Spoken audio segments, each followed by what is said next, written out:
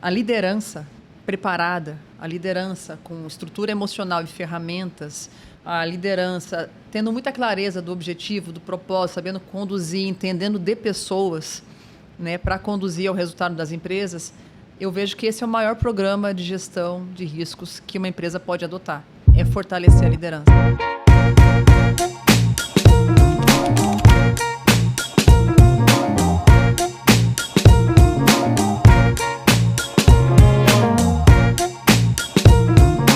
Está começando agora o podcast Liberdade Empresarial, o podcast para o empresário que decide viver com lucro, liberdade e propósito. Tudo isso junto, sem ter que escolher uma coisa ou outra.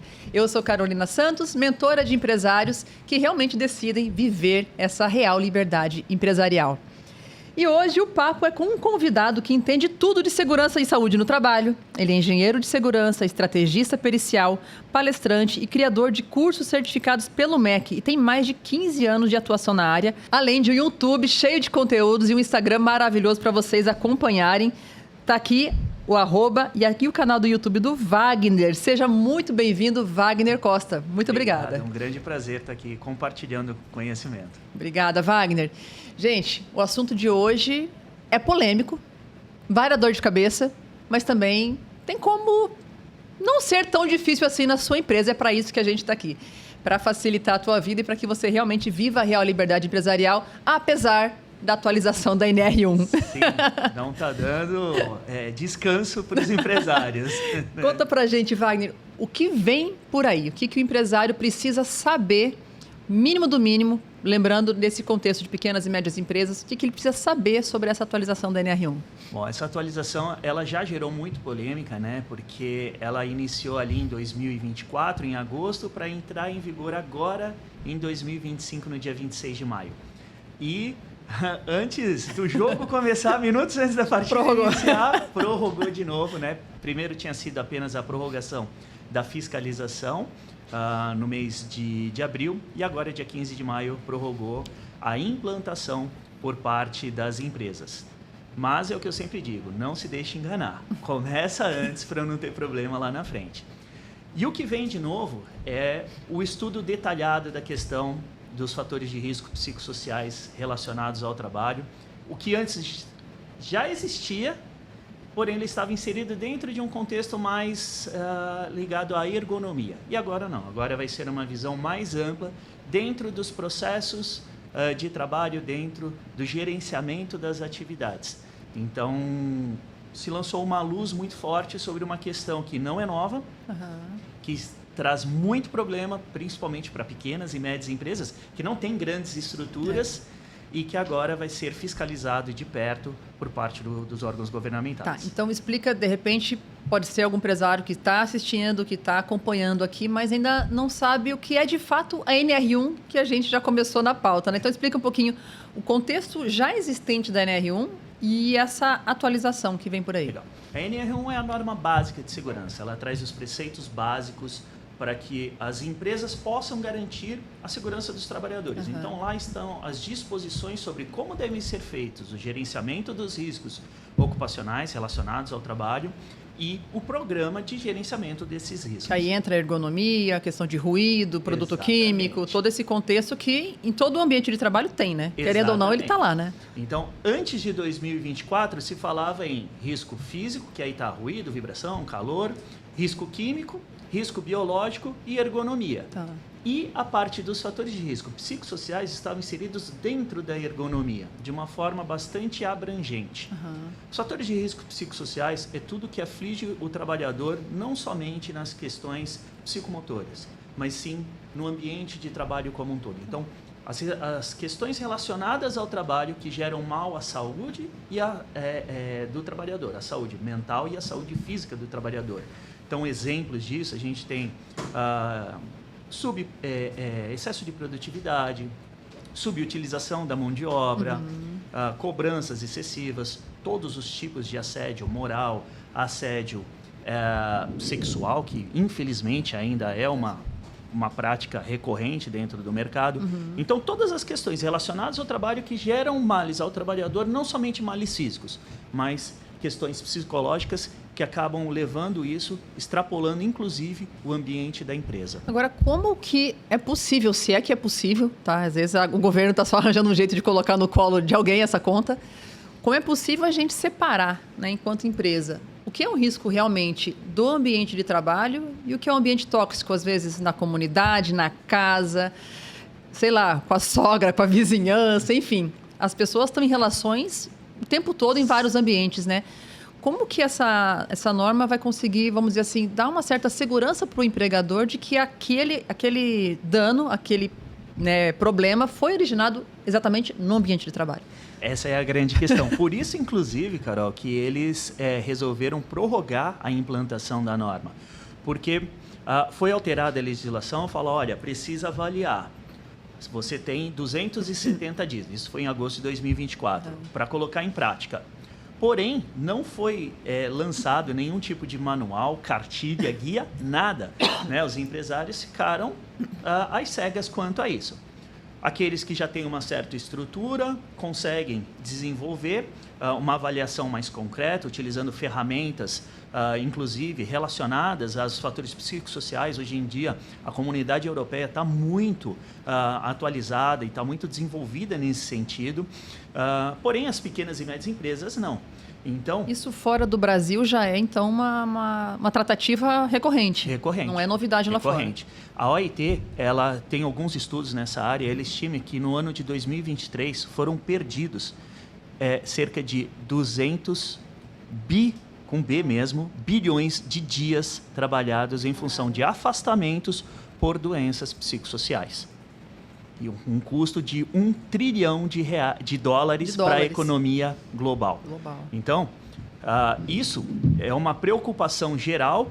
Ainda bem que chegou aqui de uma forma mais efetiva para o nosso país, porque o número de acidentes de trabalho relacionados a fatores de risco psicossociais são muito grandes. Em 2024, nós tivemos quase 10 mil acidentes de trabalho relacionados a fatores de risco psicossociais, mais de 460 mil pessoas afastadas por doença ocupacional. E o afastamento, o que é? Ansiedade, estresse e depressão. Tá, mas vamos lá, para a origem disso agora. Esse que é a grande questão. Como é que eu vou achar? Você relaciona o trabalho a isso. Você precisa desenvolver dentro do ambiente corporativo uma mentalidade de que o trabalhador não é simplesmente uma máquina. Precisa ser entendido como um ser que está ali e que todas as ações que decorrem dentro daquele ambiente de trabalho podem gerar um mal ao trabalhador. Então, a gestão do trabalhador, ela toma um papel fundamental nesse sentido. E aí, a forma de analisar é contratar profissionais qualificados e utilizar ferramentas que são validadas. E aí entra um grande perigo que muitos empresários estão correndo, Carol. O mercado de segurança do trabalho é um mercado muito ativo. Né? Então, cursos, treinamentos, toda hora que sai uma novidade, você vê uma enxurrada de cursos espalhados pela internet, alguns muito bons, outros nem tanto, né? E o que o empresário deve fazer é certificar de estar utilizando uma ferramenta validada. Uma ferramenta que eu gosto muito, por exemplo, é o questionário psicossocial de Copenhague. Ele é muito utilizado pela comunidade europeia e ele aborda todas as questões relacionadas ao ambiente de trabalho. Então, ele vai ver local de trabalho, ele vai ver atividade realizada, ele vai ver esforço físico, ele vai ver gerenciamento de pessoas. E esse é um dos grandes pontos que eu acredito, o gerenciamento de pessoas. Porque atividades de risco, elas existem. Tem atividades que não tem como você não ter risco associados. Porém, quando você não tem um gerenciamento efetivo de pessoas, eu vejo você falar muito sobre liderança, e a liderança tem um ponto-chave em cima disso. Acredito muito nisso. Você passa a não entender de que aqueles riscos que são inerentes ao trabalho, eles acabam não tendo a capacidade de afetar o trabalhador. Porque uma pessoa que ela tem uma atividade, por exemplo, com alto ruído, ela pode ter uma perda auditiva, por se ela não usar o protetor auricular. Mas o ruído, ele vai muito além da perda auditiva, ele gera um estresse muito forte. E isso faz com que o trabalhador possa desenvolver patologias relacionadas às questões psicológicas.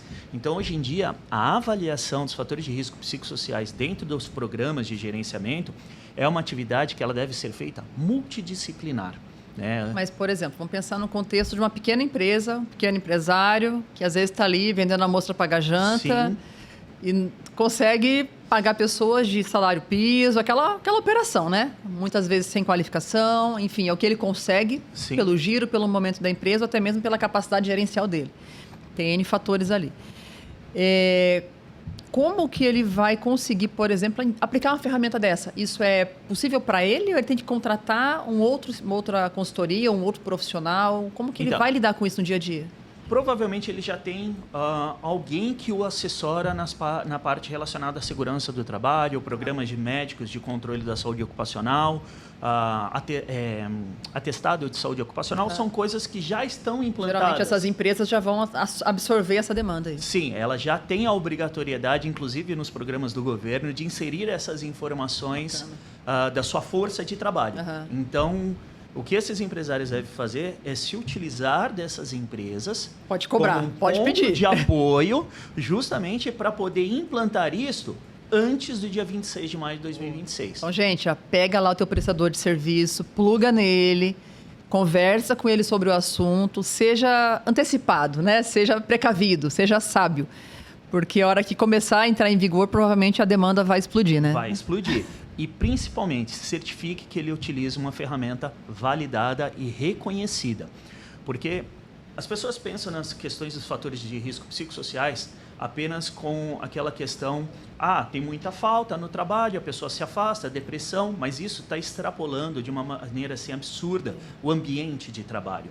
Hoje em dia, as perícias judiciais trabalhistas, elas já começam a abordar esse tipo de assunto, principalmente quando a gente tem a questão dos acidentes de trabalho. Antes, um acidente de trabalho está, infelizmente, permeado dentro das empresas. A gente, no ano passado, teve quase 700 mil acidentes de trabalho notificados. Isso, a gente tem mais uma margem de cerca de 100 mil sem notificação. As questões de risco psicossociais, elas eram abordadas de uma forma muito mais sendo uma condição do trabalhador. A empresa não tem muita influência sobre isso. E hoje em dia, isso já está sendo visto de uma forma diferente, inclusive pelo Poder Judiciário. Em uma conversa que eu tive com uma desembargadora do Tribunal Regional de Trabalho aqui de São Paulo, ela deixou muito claro isso, que as empresas que chegarem a algum tipo de processo, que elas não demonstrarem que elas têm políticas para abraçar o trabalhador nas suas necessidades, já vai ser como uma confissão de culpa. Eita. Uma coisa que eu vejo que muitos empresários que têm ali uma pequena empresa, mas que já tem um certo tamanho, que não se alertam, é a questão da CIPA.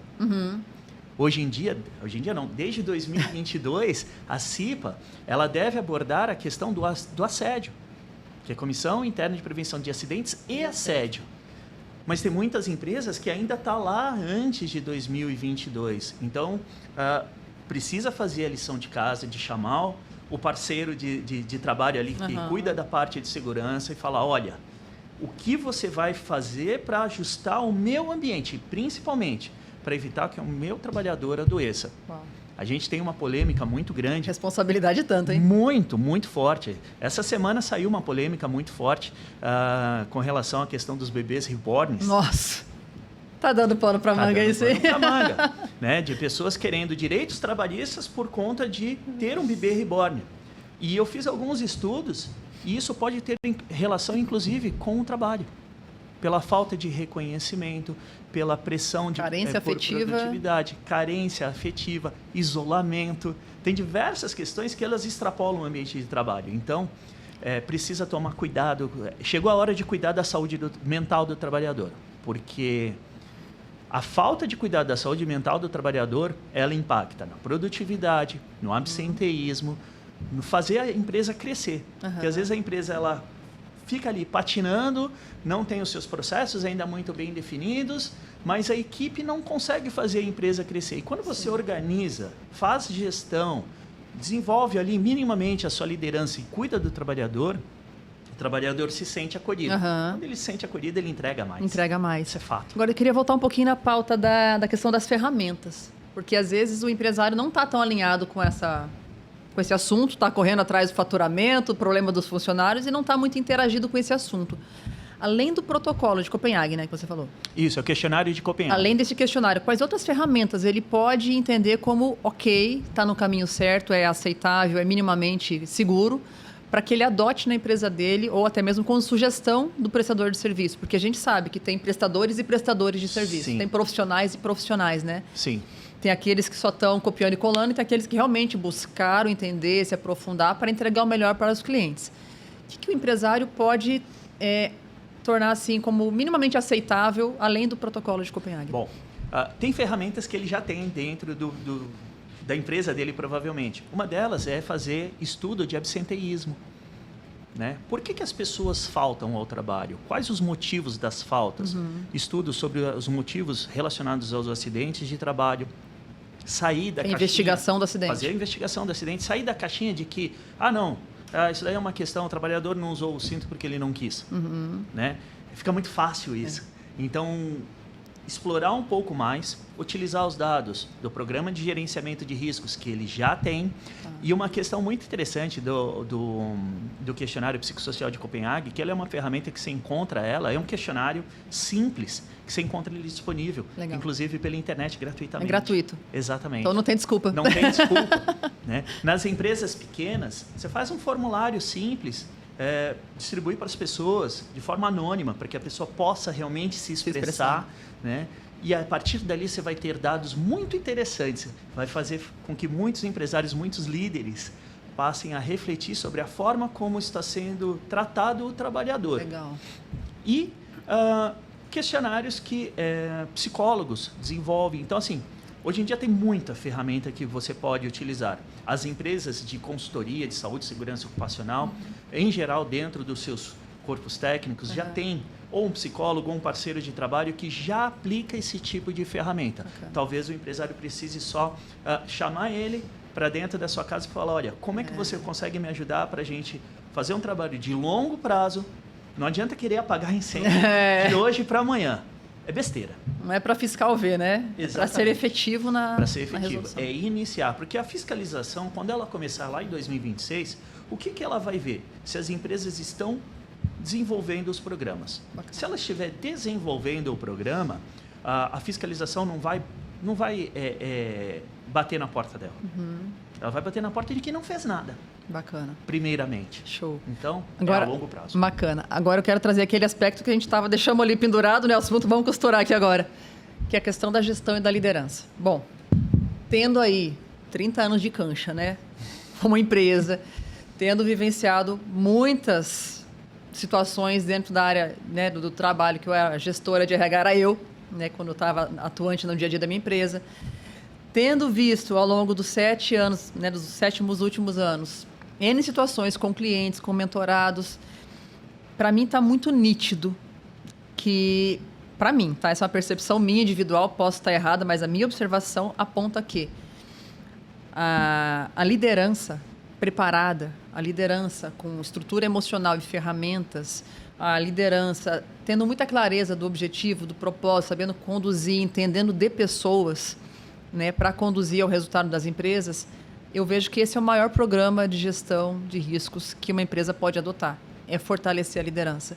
Porque meta ousada, todo mundo pode ter e tem essa liberdade. Agora, como eu comunico, como eu conduzo, como eu suporto as pessoas, como eu oriento as pessoas, como eu sou um apoio para ela e não uma âncora, né? Quando eu sou realmente um líder dentro daquele ambiente de trabalho, é o que pode determinar se aquele ambiente vai ser tóxico ou não. Não é a meta em si, mas eu como eu conduzo e auxilio as pessoas. Falo, cara, precisar, eu estou aqui. Vamos junto. Está com dificuldade, me chama, me aciona. Você não tem condições, vamos ver qual ferramenta está faltando. Exatamente. É ser realmente um líder servidor e que conduz as pessoas para o resultado.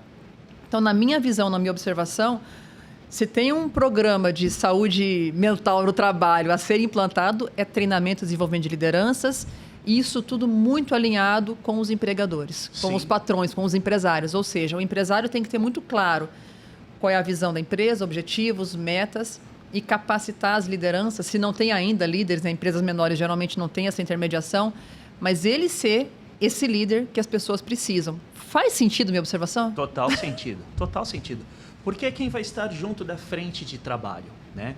E tem muitos profissionais que acabam não sendo preparados e colocados numa posição de líder, que ele acha que ser um servidor é fazer a vontade do trabalhador. Muito. Né? E não fazer o que precisa ser feito e educar o trabalhador. Eu tive recentemente num caso de um processo coletivo de uma perícia de insalubridade com mais de 100 pessoas, que o líder, numa conversa informal, veio me perguntar se eles realmente não iam ter insalubridade. Eu falei, mas você entende realmente o que é pagar a insalubridade para o trabalhador? É a empresa dizer que ela não consegue proteger a saúde dele. Você entende até onde isso pode ir? Ele falou, não, mas é porque aí vai facilitar o meu trabalho aqui, porque eles vão ficar mais perto de mim. Eu falei, cara, mas não é pagando para ele que você vai conseguir trazer ele perto de você. Isso daí vai durar 2, 3 meses. E se ele não te confiar, se ele não te ver como um ponto de apoio, você não vai ter ele perto de você. Então, o líder ele tem que estar preparado. Né? Eu vejo um erro muito grande que as empresas às vezes cometem, é não preparar e colocar a pessoa na liderança. Nossa, aí você perde um ótimo profissional na área dele, você perde um ótimo mecânico e ganha um péssimo encarregado de área. Total. E aí, você, ao invés de ter um problema, você cria dois. Ou mais. E eu percebo muito a rotatividade também. Porque quando eu coloco uma pessoa numa posição de liderança, que não necessariamente ele é líder, né? Liderança é comportamento, é atitude.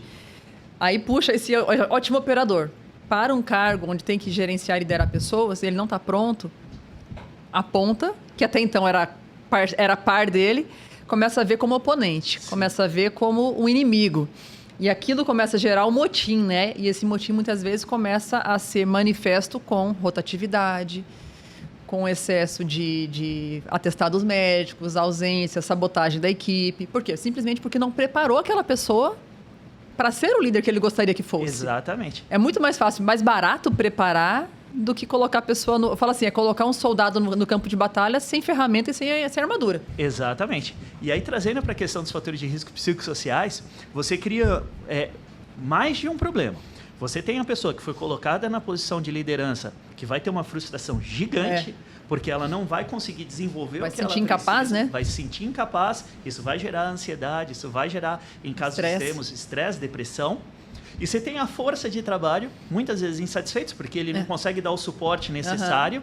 E aí vem o isolamento dentro da empresa, isso vem a indignação, a falta de suporte, que também gera ansiedade, estresse, fadiga acentuada, porque tudo se torna exaustivo. Né? A insatisfação de falar, por que foi ele e não foi eu? A gente fazia a mesma coisa. Né? Então, isso, ele tem a capacidade de destruir um setor de trabalho que muitas vezes funcionava legal e pela falta de preparação da liderança você acaba com a produtividade daquele setor, gerando um fator de risco psicossocial que antes não tinha, porque rodava bem. Então as ações, e isso é uma coisa muito interessante na questão dessa atualização da NR1, ela vai fazer com que o programa de gerenciamento de risco ele se torne muito mais dinâmico. Antigamente, a empresa fazia lá, a cada 2 anos renova. Ok, põe na gaveta, depois de 2 anos pega de novo e faz a revisão. Hoje em dia não, porque qualquer alteração, ele vai... as consequências dessas alterações elas vão ser muito mais sentidas e vai ser muito mais sensível isso dentro do ambiente de trabalho. É mais dinâmico, né? Muito mais dinâmico. Então, vai demandar um cuidado maior, né, dos empresários, principalmente de entender a sua liderança. Esse meu líder, ele está apto a executar esse papel, a enxergar o problema do trabalhador que está ali na ponta, junto com ele, porque a gente sabe que muitas vezes o cara sai da empresa, as condições que ele tem fora da empresa, elas não são minimamente aceitáveis. E aí ele leva muitas vezes esses problemas externos para dentro da empresa. E se a empresa não souber como abraçar, como tratar isso, para que isso não se torne dentro do negócio um problema maior ainda, afetando outros pares, o ambiente de trabalho adoece. E até que ponto isso é o papel da empresa? Como que o empresário vai discernir? Poxa, isso aqui é um problema conjugal, financeiro, emocional, é problema da sogra, do vizinho, do cachorro que morreu, ou é um problema do ambiente? Até onde ele vai poder ir? Também para não ser invasivo e, de repente, gerar um outro problema, né? Sim. Que é o assédio moral, seja lá o que for. É uma linha muito, muito tênue. E aí existe 2 canais de comunicação que são extremamente importantes. Um que é obrigatória por lei, está lá na NR5, que fala da CIPA, que são os canais de denúncia anônima dentro da organização. Que já entra numa estrutura até mais de governança e compliance, né? Então, Exatamente. Um pouquinho mais de maturidade gerencial mais elevada, né? Sim, mas qualquer empresa, por menor que ela seja, que ela é obrigada a ter CIPA, ela tem que ter esse canal de denúncia anônima para que as pessoas possam denunciar possíveis condições de assédio. E a outra é pesquisa junto com os funcionários. Então, tem um canal aberto de comunicação com os funcionários. Legal. E isso passa também pela liderança, mas ter um ponto de apoio dentro da empresa, onde o funcionário sinta a liberdade de falar, olha, estou com um problema, preciso de ajuda. Legal. Porque se a empresa não incentiva, o funcionário também não vai se expor. Então, treinamento para força de trabalho constante, de falar, olha, você tem aqui um ponto de apoio, o que você precisar, você pode contar comigo. Agora, você tem atuado já com perícias, com acompanhamento de empresa, já tem mais de 15 anos, é isso? Sim. Bacana. Todos os portes? Todos os portes. Todos os portes. Agora, conta para mim. É comum nas empresas que você, pela tua vivência, pelo teu histórico, o empresário só jogar isso todo no colo do RH e falar, ó, se vira lá, que eu não quero tratar disso, isso aqui é assunto do RH, quando fala de gente, independente se é perícia, se é alguma situação da rotina, ó, RH. E ele nunca está envolvido de fato com a origem do problema, nem com a estratégia e nem com a coisa toda, porque falou de pessoas, joga no RH. Sim. Ele faz muito, acontece muito isso? Acontece demais isso. RH e jurídico, né? Eles se conversam. Vocês aí vocês resolvem esse problema. O que o empresário deveria abraçar que não está abraçando? Um problema que eu vejo muito grande disso, Carol, é o empresário que ele fica mergulhado dentro da operação da empresa. Então, quando eu tenho que falar de pessoas, ele entende que é um tempo que ele não vai estar conseguindo resolver os problemas que fazem com que a empresa ganhe dinheiro, então ele coloca para outras áreas. Então, acho que o primeiro ponto é o empresário entender de que todas as áreas da empresa são de responsabilidade dele. Ele tem que estar no operacional, ele tem que estar no estratégico, ele tem que estar no executivo. Ele precisa mapear os seus processos, mapear a sua empresa para entender quais são os assuntos chaves que faz com que a empresa cresça. Ele está lá no meio da operação, trocando um motor, não é isso que vai fazer a empresa crescer. Ele auxiliar num problema que só ele sabe resolver, porque de repente é algo que ele desenvolveu e criou a empresa a partir daquilo, ok. Mas é estar junto com as áreas, entendendo como que eu posso te ajudar a fazer com que você faça melhor o seu trabalho.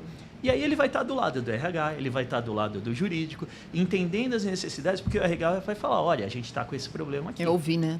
Ele vai ouvir. E olha que é doido isso. Eu estava esses dias conversando com uma colega e ela falou, Carol, não aguento mais. Ela trabalha no RH. E ela trabalha aqui nessa empresa, tem 9 anos, e ela contando o tanto que ela se dedicou, e o tanto que ela queria melhorar, o quanto que ela queria ter uma atuação estratégica no RH. Empresa grande lá, 400, 500 funcionários. Carol, não aguento mais. Faz 2 meses que eu estou tentando falar com o meu patrão, eu não consigo. Eu não consigo 10 minutos com ele para apresentar minhas ideias, apresentar as dificuldades, apresentar ponto de melhoria. Eu quero me doar para a empresa, eu quero fazer mais, mas eu não consigo. Eu falei, tenta assim, tenta assado. A gente bolou N estratégias. Carol, nenhuma eu consegui. Ele não dá abertura para eu conversar, para eu apresentar e tal. Falei, cara, só você pode tomar essa decisão. E ela pediu para sair. Caramba. Ela pediu para sair. Por quê? Porque ela não tinha condições de fazer o trabalho dela, porque não tinha abertura, não tinha um canal de comunicação. E é doloroso. Muito. Né? Quando não tem a mínima abertura, pelo menos, vamos ver onde que dá para melhorar? Então, às vezes, o que o empresário está deixando na mesa, muito dinheiro, é por não ouvir as pessoas certas dentro da empresa, Sim, né? Exatamente. E eu vejo assim, o setor de pessoas, né, ele tem muito elemento para melhorar a gestão, o processo, o resultado, a lucratividade. Eu vejo assim, um ladrão de dinheiro é a rotatividade. Sim, total. Os empresários não olham, por que a pessoa está indo embora? Por que ela não está ficando? O custo de contratação, de treinamento dessa nova força, o risco que corre de você ter um novo trabalhador dentro do seu ambiente, que de repente perdas, não sabe né? fazer aquela atividade, risco de acidentes. Isso é muito grande. E até de reputação, né? Que se ele faz uma coisa errada, queima o cliente, queima a empresa para o cliente. Exatamente. Então, tem muitos riscos ocultos que o empresário não enxerga. E o RH é um ponto de apoio muito forte. Total. E aí eu vou deixar uma dica para o pessoal do RH. Um ponto de apoio para eles pode ser justamente a área de segurança. Por quê? Cada vez mais a fiscalização está sendo efetiva, executada. E a fiscalização na área de segurança gera o quê? Multas. Eu costumo dizer que a língua do empresário, seja do seu João, que é dono da padaria, seja do John, que é o diretor da multinacional, é a língua financeira. Se você fala sobre dinheiro, você é escutado. Eu desenvolvi a minha metodologia de perícias, de acompanhamento de perícias, com base nisso, a gente dando feedback financeiro. Legal. E a partir daí, o empresário para escutar. Então... É a língua que ele entende, né? Exatamente. É o dialeto próprio ali. Então, chama o teu parceiro de segurança e fala, vem cá, o que a gente está deixando de fazer aqui na área de segurança? O que a gente está deixando de cumprir? Onde que eu posso melhorar? Boa. O que isso daqui me gera de passivo? Passivo trabalhista com relação às fiscalizações do Ministério do Trabalho, passivo trabalhista com relação às ações judiciais. E aí o número vai lá na estratosfera, Carol. E aí quando você chega para o empresário e fala, olha, eu preciso falar com você, porque a gente tem um passivo de R$500 mil batendo na porta, ele vai falar, como assim? Me explica. Você vai ganhar pelo menos 5 minutos de ganhar. Tem que aprender o dialeto, gente. Tem um dialeto próprio. Tem um dialeto próprio. Mas a área de segurança ajuda muito quando você consegue entender o que está ficando para trás. Boa. E quais são as incidências de multa e passivos trabalhistas em cima disso. E às vezes não é nem a futura, que já está acontecendo, mas não parou para avaliar de fato, né? Como a gente vê a questão da rotatividade. Às vezes já está rolando ali.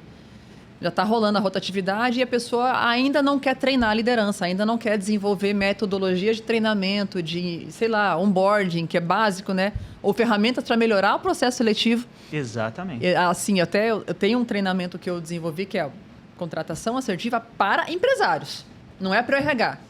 Porque o RH só vai executar aquilo que o empresário entender que é a estratégia. Eu falo, a porta de entrada do sucesso ou do fracasso é a contratação. É a contratação. Você pode contratar 10 pessoas. Se contratou errado, você vai ter 10 problemas. Sim, total. Né? Tanto na operação quanto na rotatividade ali. Então, são coisas que o empresário tem que entender o papel estratégico da contratação. Sim. Isso é fato. E se ele não consegue ter essa dimensão da importância, não, deixa que o RH contrata. Problema nenhum com o RH, gente. Eu vivi no RH há 28 anos, mas assim, ele tem que ter a estratégia certa. E assim, atuando na área de perícias há tanto tempo, Carol, eu desenvolvi algumas pesquisas. É uma pesquisa que eu fiz, quando eu vou fazer as perícias, eu trabalho majoritariamente para empresas, né? Mas, quando você vai acompanhar uma perícia, você sempre conversa com os advogados, com as pessoas que entraram com ações trabalhistas. E eu comecei a desenvolver uma pesquisa num determinado período desse tempo. Por que você entrou com a ação trabalhista? Então, eu fazia questão de chegar antes, quando eu ia na perícia, para bater papo. Puxar um cafezinho e bater papo com a pessoa. Até para ela entender que aquilo ali não é uma guerra. E a grande motivo das pessoas entrarem com ações trabalhistas é o distrato. É porque ela foi maltratada, é porque ela foi demitida sem ninguém explicar para ela. Fatores emocionais. Fatores emocionais ligados à liderança direta. Olha, gente, olha só, como dá ROI investir em liderança. Dá muito. Dá muito ROI. Dá muito. Porque eu vejo assim, a liderança, ela pode até ser esforçadinha, mas se ela não tiver trato, comunicação, e como você falou, né, não é fazer o que a pessoa quer, não é mimar ninguém. Não. E muito líder tem muito gestor, muito empresário tem essa falsa visão, né? O bom líder é aquele que é amigão de todo mundo. Nada a ver coisa com a outra. Você pode ser um ótimo líder sem nunca ter pago churrasco para ninguém. Exatamente. Né? E tem gente que acha que é só mimando que vai conduzir para resultado. E não. Então, essa falta de preparo técnico e emocional, né? Falta de estrutura emocional para suportar, para conversar, para conectar com a pessoa, para... sei lá, dar aquela motivadinha de vez em quando, né? Vamos lá, cara, você consegue, tamo junto, vai dar certo, vamos lá mais um pouquinho, andar mais uma milha junto, né? Então, a falta desse preparo, que muitas vezes, como a gente falou, a pessoa não investe nessas pessoas, gera um prejuízo absurdo lá na ponta. Sim, muito grande. E às vezes são questões simples, questões pequenas. A validação, né? Validação. Um joinha. Exatamente. Bom dia. Tem alguns treinamentos de segurança que se desenvolve, né, no ambiente de trabalho. Um deles que assim, é muito simples, muito ágil, que é o DDS, que é 5 minutos de conversa sobre segurança. Você consegue trazer a força de trabalho para junto do líder. E quando você premia o trabalhador, Cara, se você ganha a pessoa de uma forma tão incrível que ela passa a fiscalizar o outro, isso ganha um aliado. Simples, exatamente, principalmente nas classes mais baixas. Né? Então, além de você fazer com que a pessoa se sinta inserida dentro do ambiente, ela faz parte do negócio. Ela não está ali só para cumprir as 8 horas dela, ganhar o que ela considera, né, a mixaria no final do mês, tentar sobreviver para chegar no mês seguinte. Ela se sente parte integrante. Verdade. E isso muda o jogo por completo. Muda. Sentimento de pertencimento, né? Exatamente. Isso é muito importante na empresa. Muda a produtividade, muda a forma como ela se expõe aos riscos dentro do ambiente de trabalho, muda o orgulho que ela tem, muda a forma como ela se sente inserida. E isso reduz de sobremaneira a questão dos fatores de risco psicossociais, a questão do absenteísmo, o número de processos trabalhistas, a rotatividade. É liderança. Então, é liderança. Gente, então você quer ter mais lucro, crescimento, time engajado, comprometido? Investe na liderança. Começando pela tua, empresário, né? Que a liderança não são os outros. A gente faz parte da liderança. Sim. Todo empresário é o líder, né? Então, deveria ser. Então, esse investimento na estrutura técnica e emocional, ferramentas, condução, muita inteligência emocional para liderar, isso é muito forte, né? Agora, falando em estrutura emocional, você falou do bebê reborn. Vamos lá. A gente gosta de confusão. Deixa eu pensar aqui a forma de falar para não gerar danos morais na audiência também. Eu ouço muito os empresários reclamando da nova geração. Né? Geração fraca, geração que não quer trabalhar, geração que quer levar, né, o pai para entrevista, geração que quer ficar jogando videogame dentro do trabalho, tal. Como que essa nova geração... Deixa eu pensar aqui para não errar na pergunta. Como que os líderes, né, pensando até nesses riscos psicossociais, né? Se eu pegar, sei lá, o meu pai, se eu pegar o meu filho, né, vão colocar para trabalhar no mesmo ambiente. Um é bruto, vamos lá e, né, toca a madrugada dentro, e o outro, tô cansado, não isso, não aquilo, né? Tudo é assédio, tudo é... Sim. Como que essas gerações vão coabitar no mesmo espaço, um sendo bruto, rústico e sistemático e o outro sendo tão frágil, né? E ainda tendo essa questão do risco psicossocial. O quanto isso é inerente à geração? Existe um conflito muito grande dentro das empresas já nesse sentido. Você pega ali uma área de trabalho com trabalhadores mais antigos e trabalhadores mais novos, as realidades da forma como as atividades são feitas são completamente diferentes. Então, você tem que tomar um cuidado muito forte com relação a isso. Eu acredito que não dá para você colocar todo mundo dentro da mesma sala e aplicar o mesmo tipo de treinamento e informação para gerações e formações intelectuais tão distintas, né? Essa nova geração já nasceu plugado na internet. Se você falar para ele fazer um treinamento e responder um formulário no Google Forms, para ele... Tranquilo. Agora, se você pegar uma pessoa que tem 40, 50, 60 anos, ele não vai fazer. Então, você tem que entender a sua força de trabalho. E em alguns determinados momentos, você separar para depois juntar. Não adianta que você querer colocar goela abaixo. Isso não funciona. Isso funcionava no passado. Mas... E às vezes vem aquele discurso, né? Poxa, sempre trabalhei assim, por que agora você não consegue, né? Exatamente. Já ouviu isso também? Dentro da área de segurança é o que a gente mais escuta com relação às medidas de proteção, né? Mas eu sempre fiz assim e nunca me machuquei. Ok, mas o momento é outro. Então, antigamente, você ia dar um treinamento de segurança, você mostrava o cara lá com a mão toda arrebentada, sem os dedos, parecia, né? Para aqueles mais jornal antigos, jornal do meio-dia, né? Que não tinha os jornais mais antigos. Hoje em dia, você não pode dar um treinamento mais desse.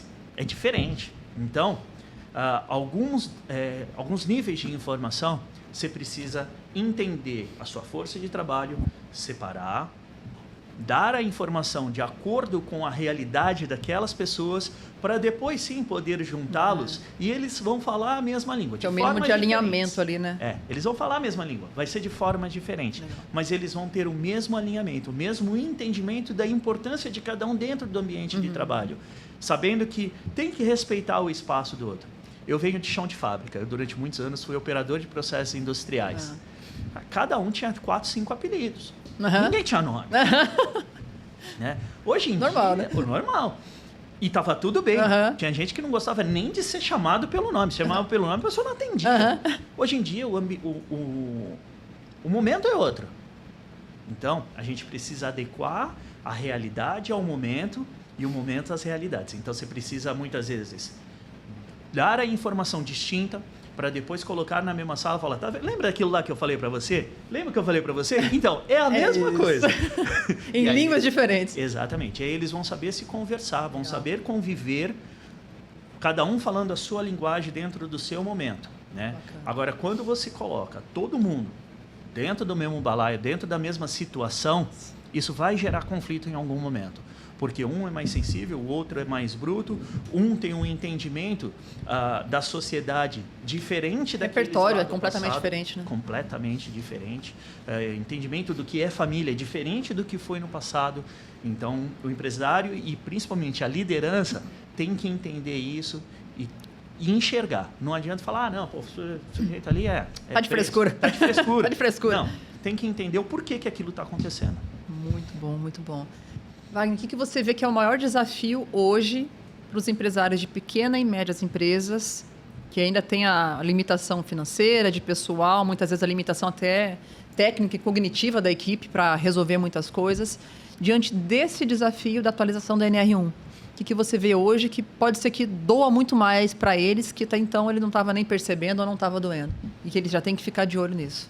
É entender que o momento é outro. Não tem mais como a gente levar uma empresa como levava até 4, 5 anos atrás. Né? As questões de segurança do trabalho, cada vez mais, elas estão sendo projetadas de uma forma efetiva dentro das ações governamentais. Antigamente a gente falava que as multas ambientais eram caras, então todo mundo começou a tomar cuidado com o meio ambiente. Agora esse movimento está seguindo para a área de segurança do trabalho. Então, o investimento em segurança, muitas vezes, ele parece que eu só contrato porque é obrigado por lei. Caso contrário, é só um custo dentro do meu negócio. Então, é mudar a forma de enxergar e a mentalidade de que o investimento em segurança, ele traz sustentabilidade para o negócio e, no final das contas, economia. Porque muitas vezes o empresário ele fica reticente em investir numa tecnologia, em gastar um pouco mais numa tecnologia, mas é porque ele não entende o que aquilo pode gerar de economia para ele. Um exemplo típico disso são os programas de entrega de EPI que são informatizados, onde a pessoa só vai lá, coloca o dedinho dela, né, ou faz via facial para registrar os EPIs. Fala, pô, eu tenho que gastar com leitor biométrico, tudo. Cara, hoje em dia, os softwares que existem no mercado, eles te dão tanta informação, tanto retorno, que você põe na ponta do lápis, no final do mês, você economizou um dinheiro danado de equipamentos de proteção que estavam sendo entregues de forma aleatória, errada, que não precisavam ser entregues, de substituições que estavam sendo feitas, desnecessárias, de fatores de risco que não estavam sendo enxergados. A gente teve um caso recente de uma empresa parceira nossa que uma funcionária trocava a luva constantemente. Todo mundo, a luva durava 10 dias. Uhum. Limpeza de sanitários. E de uma funcionária, cada 2, 3 dias trocava. Aí, entendeu por que isso estava acontecendo? As luvas, elas vêm com um talco por dentro para proteger a mão. Ela tinha alergia ao talco. Então, isso gerava fissura nela. Dentro do ambiente de trabalho, ela começou a se preservar. As outras começaram a pegar no pé. Fator de risco psicossocial atingindo já por conta do que é a cobrança em cima. E aí, quando foi entender, era só trocar uma luva que tem talco por uma que não tem, resolveu o problema. Então, precisa investir. Às vezes falta de comunicação, né? Mas a pessoa, por ser tão leiga, às vezes não tem a noção de que teria outra opção, melhor ficar quieta para não levar paulada, né? E aí, da onde veio a informação? É um sistema informatizado. Então, os sistemas informatizados, por mais que inicialmente são um custo, no final das contas, ele te traz muito retorno. E aí entra a questão de segurança do trabalho e as questões gerenciais, os ERPs, eles trazem muito retorno para os empresários. Então, investir em tecnologia. Olhar como despesa, olhar como investimento e que vai dar retorno, né? Sim. Então, isso, inclusive, é uma pauta que eu trago no meu livro, que em breve estará em suas mãos. Eu estou já fazendo spoiler aqui, tá? Mas eu lancei como filho único de mãe solteira por enquanto. Em breve a gente vai ter as versões, né, para realmente presentear e realmente colocar ao mercado. Mas essa é uma pauta que eu coloco no livro, que é o lucro. E o lucro, né, muitos empresários enxergam assim, vou vender mais, vou trabalhar o dobro, vou passar 10 anos sem férias, sem fim de semana e sem dormir, que eu vou ganhar mais dinheiro. Bobeira. Não é isso. Que pensamento retrógrado, né, antigo, travado. O lucro vem, gente, dessas otimizações também. Não é só trabalhando mais você tem lucro. É melhorando tua rotina, melhorando teu processo, fazendo uma gestão, olhando, como eu chamo aqui no livro, dos furos do balde, até se quiser dar uma olhada. Olhar para os furos do balde, né, do negócio, e rotatividade é um furo de balde, passivos é furo de balde, excesso de EPI, né, ali trocado, sem necessidade, é um furo de balde. Então, eu falo assim, tem muito mais formas de perder dinheiro do que de ganhar dinheiro numa empresa. Mas, muitas vezes, numa visão equivocada, o empresário fica focando ali só em multiplicar horas de trabalho ou só aumentar a produção, aumentar a venda. Sim. E não olha para onde está ralando, está vazando dinheiro. E o dinheiro também vaza por esses fatores, né? Então, quando a gente olha o risco psicossocial, quando a gente olha uma liderança não treinada, quando a gente olha a falta de treinamento, uma falta de gestão de informação, gestão de dados, o dinheiro está indo embora. E não importa o quanto você vai trabalhar ou esfolar o teu time comercial para vender mais, você nunca vai ver dinheiro se você não fizer gestão. Então, tudo isso eu trato, né, no pilar lucro, que é o segundo pilar do livro, ali, Primeira Liberdade, que realmente a gente precisa educar os empresários para olhar para esse viés. Exatamente. Né? Aqui no capítulo 8, a dor de aumentar o faturamento e nunca ver o dinheiro. Vivi isso. Eu sei o quanto dói. E muitas vezes a pessoa, é justamente isso, a pessoa aumenta o trabalho, aumenta o faturamento, não vê a cor do dinheiro, porque o trabalho não está sendo feito de uma forma inteligente. Estratégica, né? É o que o pessoal chama hoje em dia do smart work, né? É você trabalhar de forma estratégica, tendo ferramentas adequadas, investindo em informatização de sistemas, de processos, tomando conta das pessoas. Cuidado. Então, e aí entra aquele problema da pessoa estar mergulhada no fazer. Mergulhada no fazer. É um ponto cego muito grande, É um ponto cego né? muito forte. E essa dor aqui desse capítulo específico é porque eu vivi isso. O ano da minha empresa que a gente mais faturou foi que a gente mais trabalhou, foi assim, exaustivo. E me dói muito, porque foi exatamente nesse ano que a família, né, o sócio, falou: Carol, eu estava nos Estados Unidos. Carol, volta porque a gente precisa de você aqui. Cara, isso doeu demais em mim. Isso tem uma marca, assim, uma cicatriz imensa. Por quê? Eu estava no projeto de internacionalização. Eu estava abrindo o mercado lá. Eu estava morando, 10 minutos de Manhattan. Sonho da vida, maravilhoso. Melhor ano da minha vida. Aí eles falaram: Carol, volta. Mas por quê? Chorando assim, né? Por quê?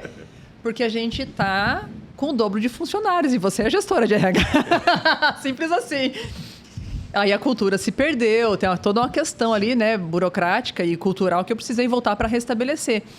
Mas apesar de ter trabalhado que nem louco, sangrou para todo mundo, né, custou um sonho americano, a gente não teve lucro. Sim, acho que a grande maioria dos empresários no frigir dos ovos, a gente apurou, falei: caramba, foi muito trabalho e zero resultado. A gente pagou para trabalhar por uma série de questões de inteligência que a gente não aplicou.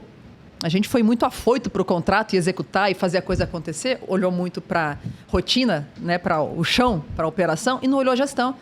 É um ponto cego, então coloquei no livro porque é a minha dor. Eu sei que muitos empresários sofrem isso também, né? Sofrem demais, principalmente os pequenos. A gente fica, assim, alucinado com o número, né? Isso é perigoso.